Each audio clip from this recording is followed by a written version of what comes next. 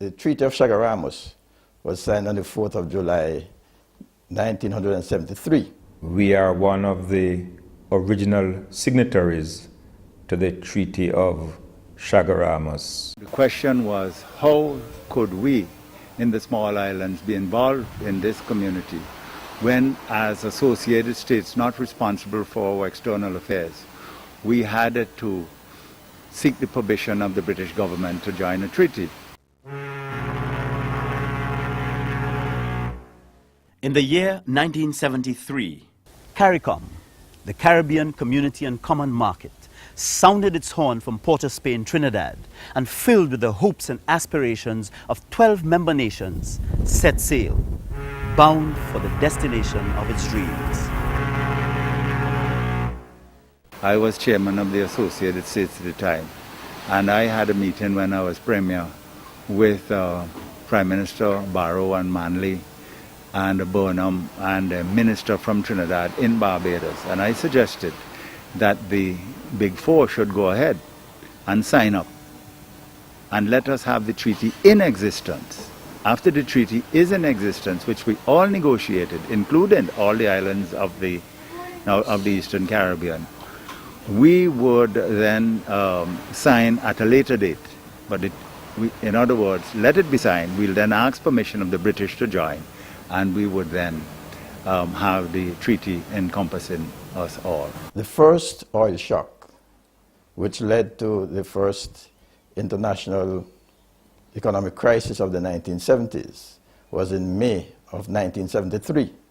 So immediately CARICOM came on. In fact, it came on in a very difficult international economic environment. Since then, after almost 3 decades, Caribbean peoples have been grappling with a mix of doubt and optimism. But what I'm very impatient about is that we have not had freedom of movement of labor.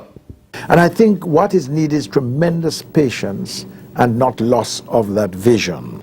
There are a number of functional ways in which we are serving as a single economic space on the environment. We haven't gone very far with this. I don't think that we are creating the hopes and aspirations that should develop CARICOM, that should make CARICOM come alive, if you know what I mean. We have been a very effective voice. It does not mean we have not encountered difficulties and not run into stumbling blocks. I don't think we're even going in the right direction. I don't think we're thinking about it in that way. What we have done is to forge a common position on all the issues that arise. I do not think that CARICOM has yet fully defined its position. I'm disappointed in some ways and happy in other ways. Despite this ambivalence, there was this sobering recognition, anchored in the reality that the Caribbean's best chance for the future was to engage each other in a tighter, more cohesive group.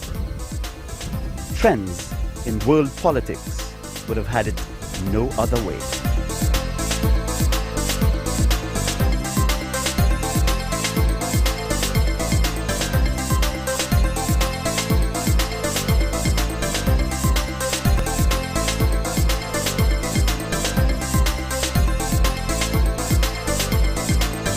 The turbulent decade of the 1970s was no less significant for the Caribbean than it was for a global community that had been buffeted by a variety of political and economic storms. The Cold War was on, and the international climate was becoming affected by the worst global recession in 50 years. The world economy grew by only 1.2%, just a third of the rate for the previous decade. The oil crisis further compounded the problem, causing the turmoil to spread far and wide. And for the peoples of the Caribbean, the years of hope gave way to the stark and obvious reality that we must either integrate or perish.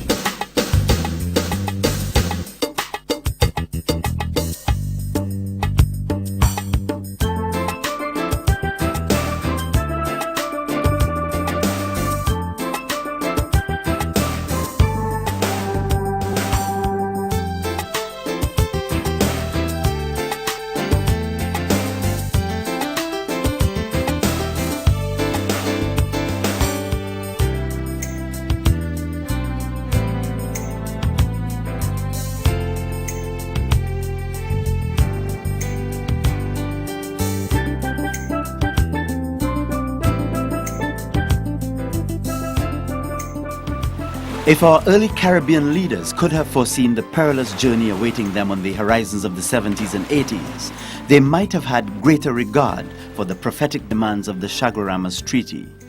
The international waters became fraught with difficulties at every twist and turn of the tide, battering our leaders' resolve to cooperate and rendering them vulnerable to the tidal pressures of a raging Cold War. Despite détente, peaceful coexistence, a balance of terror between the two superpowers, the United States of America and the Soviet Union, there was genuine tension, and each side was looking for souls. Most of the independent countries in CARICOM were members of the non-aligned movement and therefore were committed to a principle of not being fixed adherents of either side. Of course, in practice, it didn't quite work out that way because the political conditionality attached to assistance from either side was very high. Jamaica at that time, under Michael Manley, was pursuing a policy of democratic socialism, which incurred the hostility of the United States. And Guyana, under President Burnham, was also pursuing a very active role in the non-aligned movement. Both countries were very strongly supportive of the anti-apartheid struggle in South Africa, which at that time was interpreted as having Cold War implications. And countries like Cuba discovered, although not a member of CARICOM, that the costs of adherence to the socialist system as it then existed were very real. And we were under no illusions that our adherence, broad adherence to the Western position, had also its costs, in political terms, but also with economic ramifications. From every direction, the economic and political climate was growing worse. Not since the 1930s had unemployment risen to such an all-time high. Clouds of debt burdens were steadily growing heavier.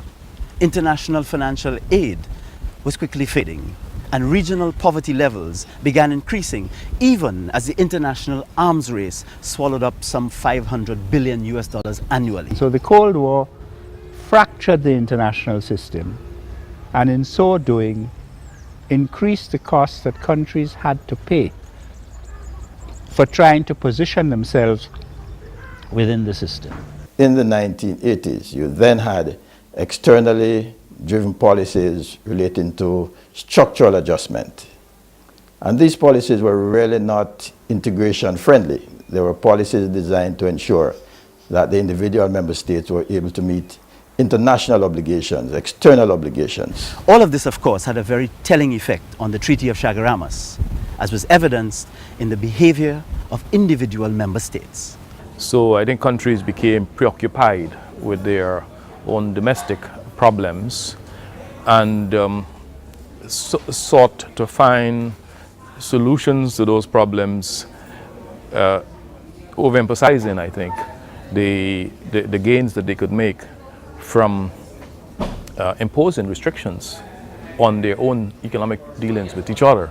A number of countries, if not all, within the CARICOM movement were forced, or at least considered themselves forced, to look inward within their own societies. And although, as at all times, they maintain an interest in export markets within CARICOM, at that time we had a phenomenon of protectionism, intra-regional protectionism, with each country looking to protect its own domestic turf as far as intra-regional trade is concerned. And that presented the integration movement with one of its most difficult challenges at the time. The safety of CARICOM was now in the balance, and a growing sense of disregard for the Chaguaramas Treaty prevailed. After 8 years into the CARICOM process, regional heads of government had not met. One of the fallout, I think, of the oil crisis, which you mentioned, was a very strained relationship between the leaders in Trinidad, in Jamaica, in Barbados, in Guyana, and the OECS, where it was almost impossible to get a meeting that was convenient to everybody, although several attempts were made. I don't think we'd ever thought of ourselves as a region at that time. And so each island was thinking of what was best for that particular island. And I think that this prevented us having a unified point of view on most things. The absence of meetings during the period you just referred to did not necessarily mean that some of them were not talking to each other. It is just that they weren't meeting formally. The education ministers were meeting, the health ministers were meeting, industry ministers were meeting, agriculture ministers were meeting. And so we sometimes overemphasize this hiatus in terms of the longer working of CARICOM. Nobody's trying to talk with one voice in these islands. Everybody's talking their own business. Put delicately, I would say estrangement among regional leaders. I think that was part of the problem, but I think there was a certain measure of disillusionment arising among one, especially one powerful leader in the region. And that disillusionment came from a number of things, two of them being the failure for us to develop what we call the production integration. You know, there's an enormous hope and interest in using Trinidad's energy, for example, to put with Guyana or Jamaica bauxite to do a smelter, to do aluminium. This was a big expectation arising out of that University of West Indies study on dynamics of West Indian integration and the work of Norman Gervin and these people. It did not happen. Then there was an experience here. In fact, I was present at the beginning of that meeting in March 1976, I think it was, when Trinidad provided significant loan funds to at least 3 of the other CARICOM member states, which were to be used in a certain way. Those weren't used in a certain way, and it led to a certain amount of disaffection. What other factors may have caused the disillusionment, I am not able to say, but I know there was disillusionment, certainly between one powerful leader and a lot of the others, and the situation just drifted. Our efforts to keep CARICOM afloat and maintain coordination were further affected when ideological differences began developing as a countervailing force against the accepted orthodox liberal democratic doctrines of the day. I think ideology played a very important role. Countries in the region adopted different ideological perspectives and exhibited different ideological preferences, and that tended to move them apart. I think secondly, there was a trace of personal,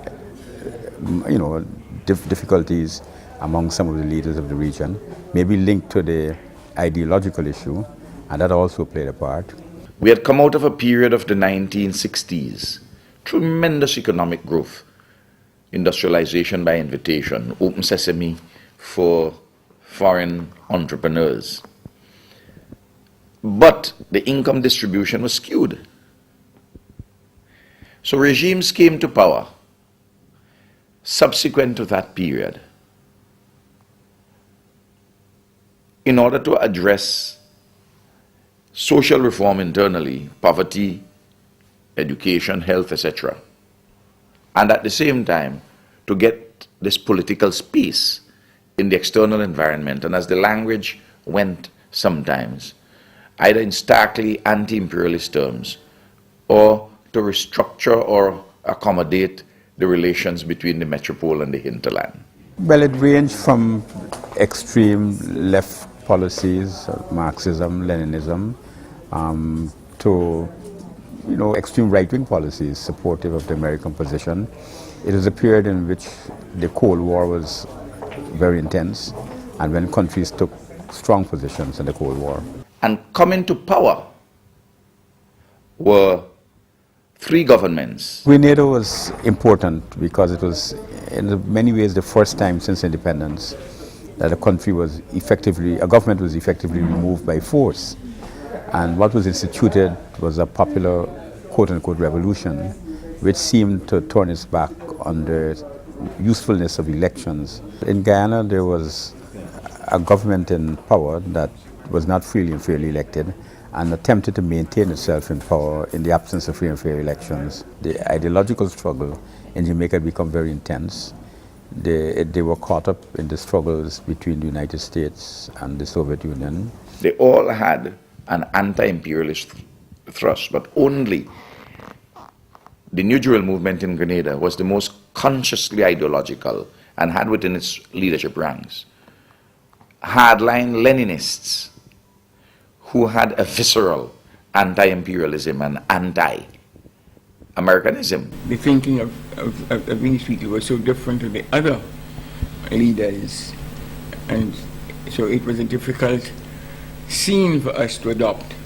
It was difficult for the CARICOM member governments to agree on what I would call a common economic philosophy. And I recall D.C. Bird at Ocho Rios after we hadn't had a CARICOM meeting for 7 years, and there was a strong movement in the caucus to kick out Grenada. And I remember, and it's recorded, I think, that the former Prime Minister, the late Prime Minister, pointed out to them that we were not there just in our own ego capacities. We were there representing the people, and especially representing the people of Grenada, even though we did not agree with the methodology used to get there. And so to exclude them would, in a sense, bring some kind of a fracture to CARICOM. So what would CARICOM do in those circumstances? West Indians will always be West Indians. We are by temperament, interests, very, very one people. And I don't think that anything will ever change that.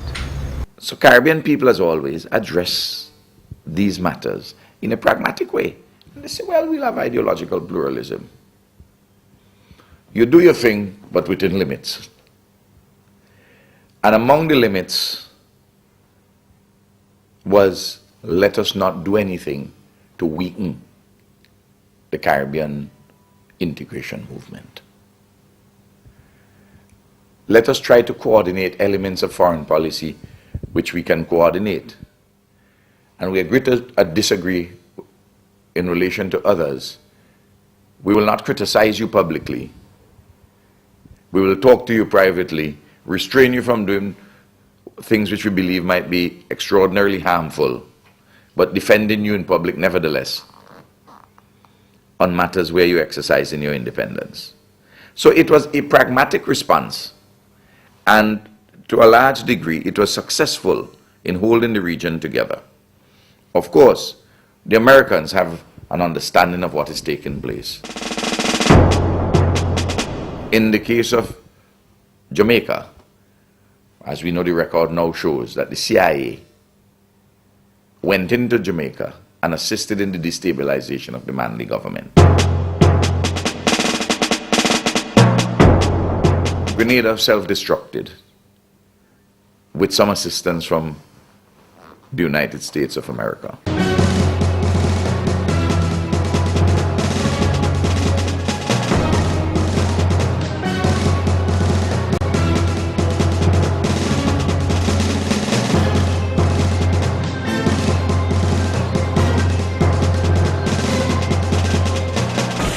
By the time the skies had cleared following the hurricane of events in Grenada, the peoples of the Caribbean community could only sit and watch at how easy it was for their dream to change into a nightmare.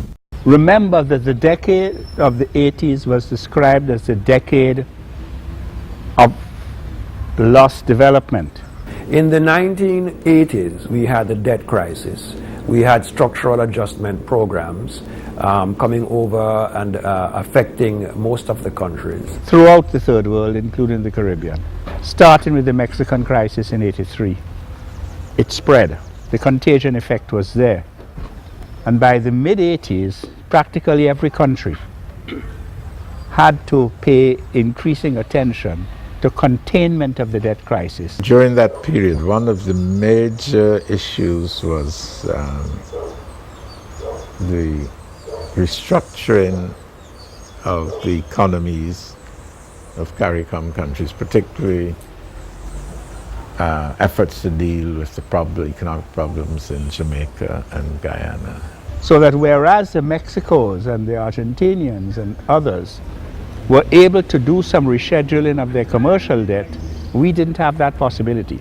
We were stuck with a debt servicing requirement that had bore no relation to our capacity to service it. But the world could not and would not stand still and wait for CARICOM as it went into dry dock.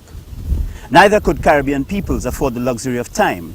Consequently, leaders had to meet. In quick succession, 1982, Ocho Rios, Jamaica. 1983, Port of Spain, Trinidad. 1984, Nassau, Bahamas. With the resumption of the meetings of the heads of government, this first meeting after a long hiatus in '82 in Jamaica, they immediately started to address the issue, although there were still at that time different ideological tendencies among some of the leaders. Nevertheless, they started to take seriously the challenge of equipping the community with the necessary policy and programs to aid this process of adjustment that I mentioned, that both the world and the region, various regions around the world, had to go through in response to the oil shocks of early 70s and of 79. And a number of things were decided in Ocho Rios in October '82, that the regional movement had to crank itself up in terms of the capabilities of the Secretariat, in terms of the role and function of other regional entities. For example, the Caribbean Development Bank, which played a major role, the bank and its leadership, and the other key institutions of CARICOM. There was a fresh energy, so to speak, being breathed into all these institutions to start addressing this major task of adjustment to the new world that was resulting from the oil shocks. So much so that the heads agreed to meet again within 6 months. This meeting, Mr. Chairman, provides us with at least 4 central challenges. First, it allows us to reflect and appraise developments within the community and to see how we have complied with the principles embodied in the Treaty of Chaguaramas. Secondly, during this summit, we should also have the opportunity to address our failures with a sense of renewal in our efforts to address the political, economic, and the social challenges facing the community. Well, it was a changed world. The whole East-West situation was beginning to change.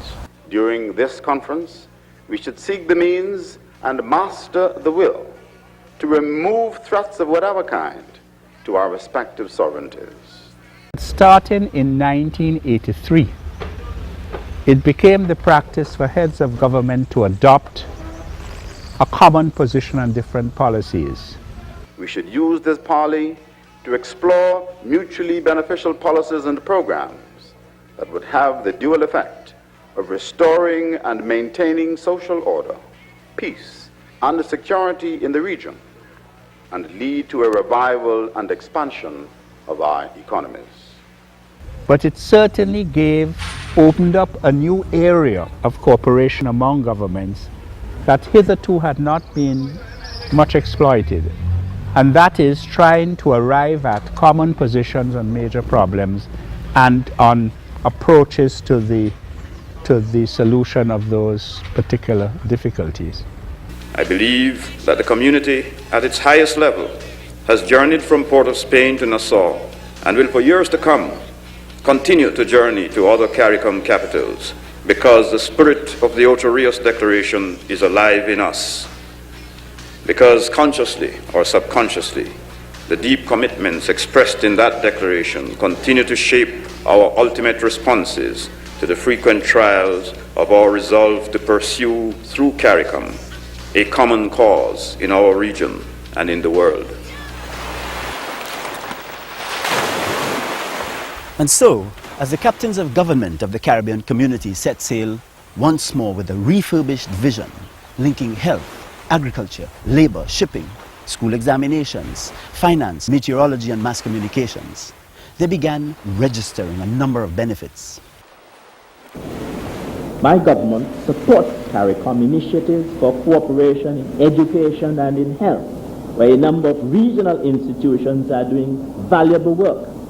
We have recently completed construction of... We have enlarged areas of functional cooperation to go beyond health and education, to labor, to youth, human resource development, women, sport, culture.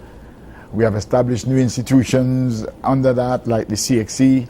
The Caribbean Examination Council sets exams for every high school in the region. You can't go much further than that. Think about 1970, the one institution that in a sense kept us together at this high school level would have been Cambridge exams. Now that is located in the region. I use that as an example. Our own television station in Trinidad and Tobago has recently begun transmitting news reports from Barbados and Jamaica. The impact of this can be nothing short of revolutionary in terms of developing a regional consciousness among our population. Trinidad and Tobago's Calypsonians are known up and down the islands, performing in an expanding circuit of cultural shows and festivals. Jamaica's reggae stars are regional. The steel band has become a regional cultural form, and we have long been accustomed to think of a West Indian literature.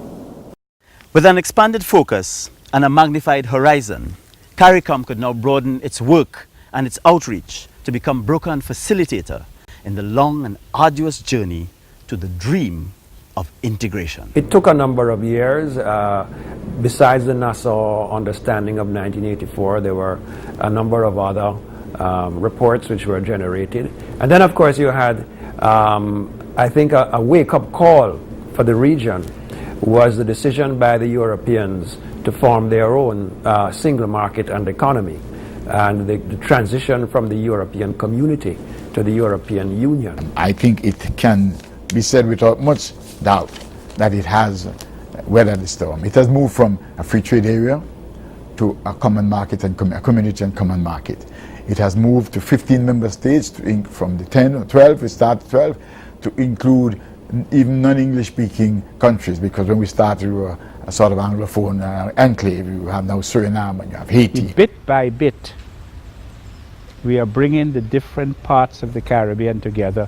We have the Association of Caribbean States, a number of initiatives that will serve to give greater meaning and coherence to the definition of the Caribbean as a single economic space.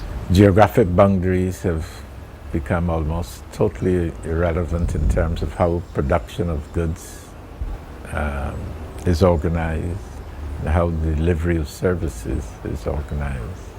And with the trading relationships that have developed in the region, and much no longer is the region seen as an English-speaking or Spanish-speaking or French-speaking or Dutch-speaking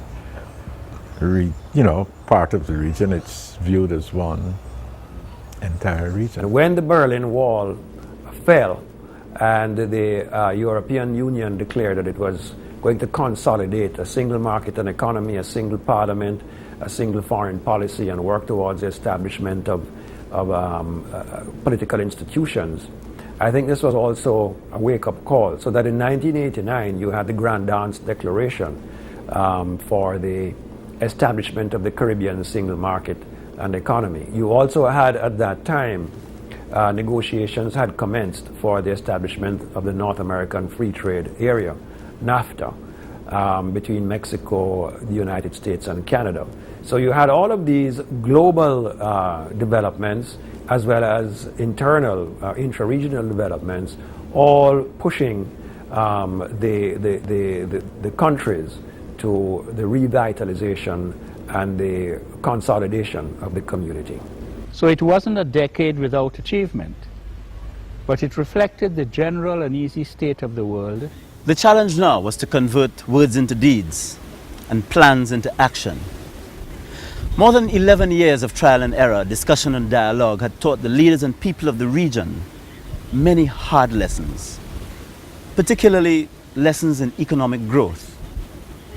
Growth which does not come automatically with the signing of a treaty or the setting up of a secretariat. One has to admit that the location of the secretariat was not the most advantageous in a sense.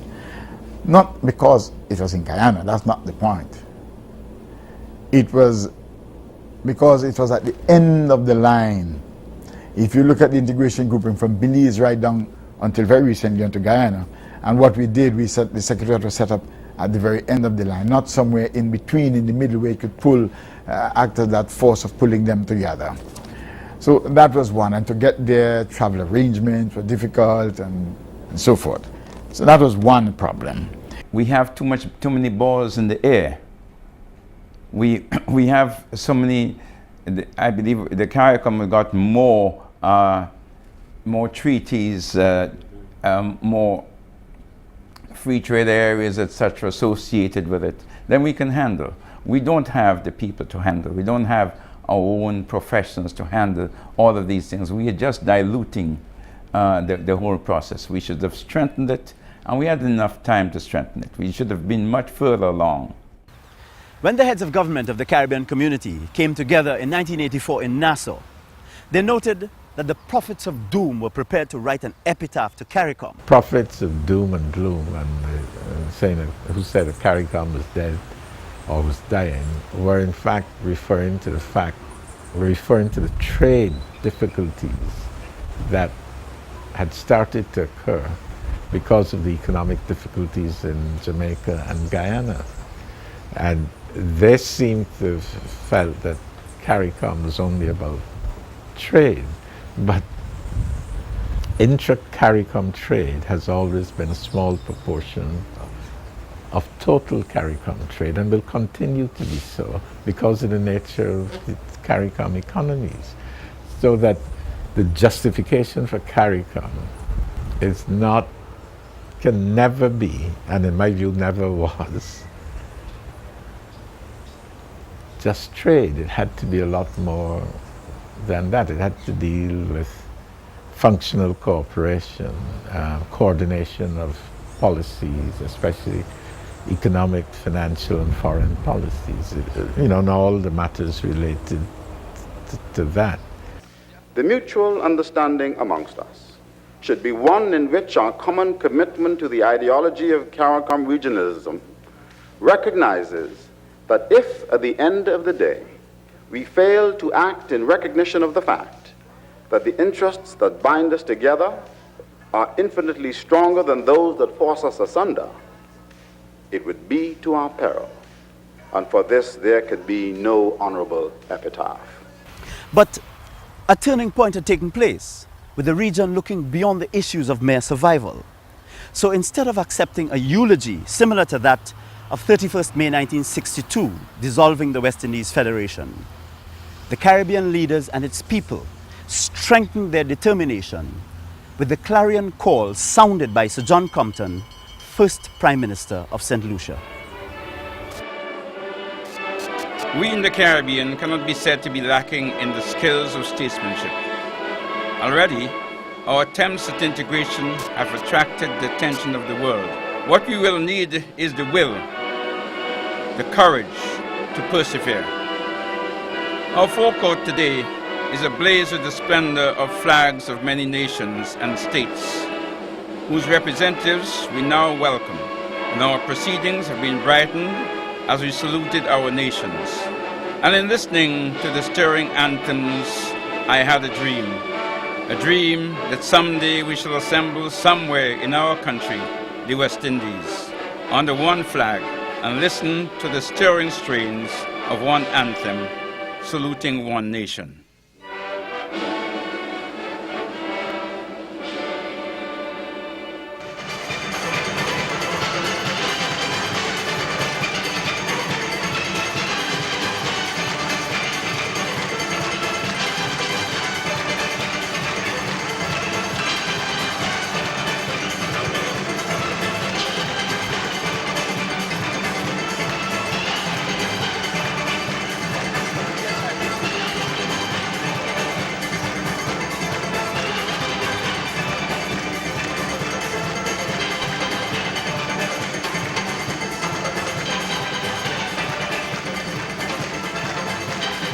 When you are building nations, shaping new societies, it takes time. And it doesn't go on a linear path. There will be ups and downs, there will be ridges, there will be peaks and hollows and so on. Several attempts were made in Europe to come together. And it just taken them some time. There's Charlemagne, there was even the notion of the Holy Roman Empire, which outlived its usefulness. It was neither Holy Roman or Empire. And now they have the European Union, and even in that, you have a country like England, which is having second thoughts about euros and what have you. It will take time. This television documentary was based on the book Integrate or Perish, Perspectives of Leaders of the Integration Movement, 1963 to 1999, edited by Professor Kenneth O. Hall, Pro-Vice Chancellor and Principal of the University of the West Indies, Mona Campus, Jamaica. Integrate or Perish is a presentation of the UE CARICOM project.